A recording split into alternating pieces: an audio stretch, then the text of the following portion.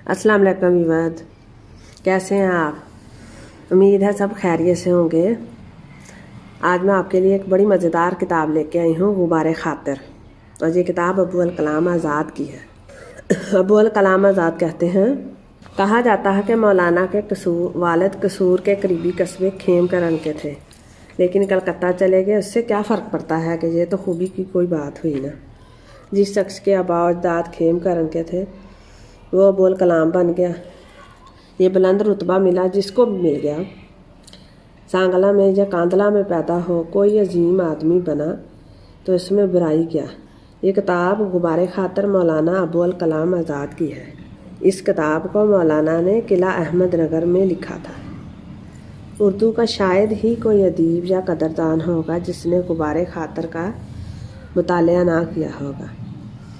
उसका उसलूब निगारिश ही ऐसा है कि मुमताज़ और नामवर अदीब जब कभी भी असाबी दबाव का शिकार होते हैं तो गुबारे खातिर का मुतालिया करने लगते हैं और ऐसी दुनिया में पहुंच जाते हैं जहां कैफ व सुरूर है, जज्ब व सूज़ है और फ़रत व शगुफ्तगी है।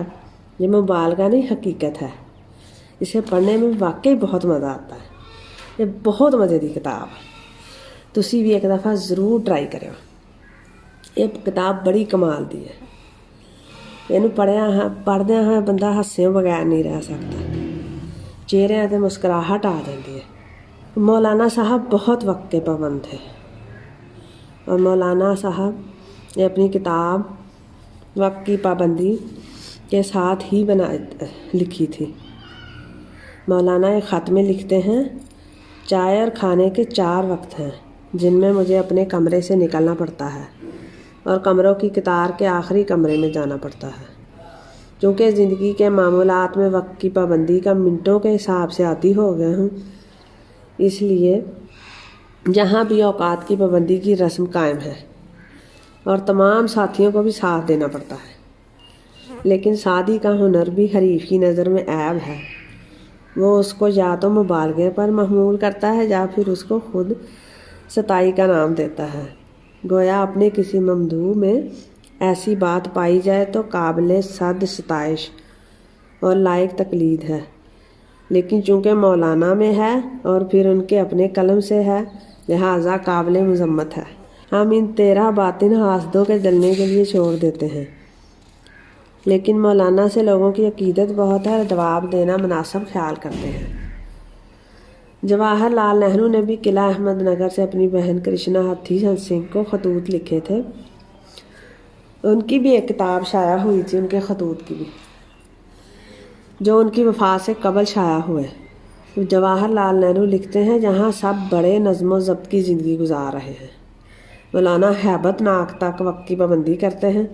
हम सब हर लम्हा चौकन्ना रहते हैं और किसी वक्त भी चंद सेकंड की देर ना हो जाए, बस यही परेशानी लगी रहती है। एक जगह चीनी रेस्टोरेंट खुल गया है। चूँकि अहमदनगर अंग्रेज़ फ़ौज की बड़ी छावनी है, इसलिए यहाँ भी एक चीनी रेस्टोरेंट है। जेलर को ख्याल हुआ कि इन लोगों के पास ये चाय ज़रूर होगी। उसने खाली डब्बा भेजकर दरियाफ्त कराया। उन्होंने डब्बा देखते ही कहा, अब ये कहाँ से मिल सकता है? आपको ये डब्बा कहाँ से मिला और इसकी ज़रूरत कैसे क्यों पेश आई? क्या चीन का कोई बड़ा आदमी आ रहा है? दूसरे दिन शहर में खबर फैल गई कि मैडम चियांग काई किला अहमदनगर तशरीफ़ ला रही हैं और चाय का नाम था वाइट जैस्मीन। गोरी चंबेली के ना होने पर मौलाना स्याह पत्ती का कावा पीने लगे और तलाश भी जारी रही कि हिंदुस्तान के मुख्तलिफ शहरों के स्टोरों से उसकी दस्तयाबी को मुमकिन बनाया जाए, कहीं से मिल जाए। जवाहर लाल नेहरू ने अपनी बहन को ख़त लिखा कि मौलाना की एक खिदमत शायद तुम भी कर सको। मौलाना चीनी के चाय के बहुत शौकीन हैं। 4 बजे सुबह और कभी दूसरे वक्तों में भी तन्हा ही पीते हैं। तन्हा इसलिए पीते हैं कि और किसी को उसका टेस्ट अच्छा नहीं लगता। उनका चाय का ज़ख़ीरा ख़त्म हो गया है।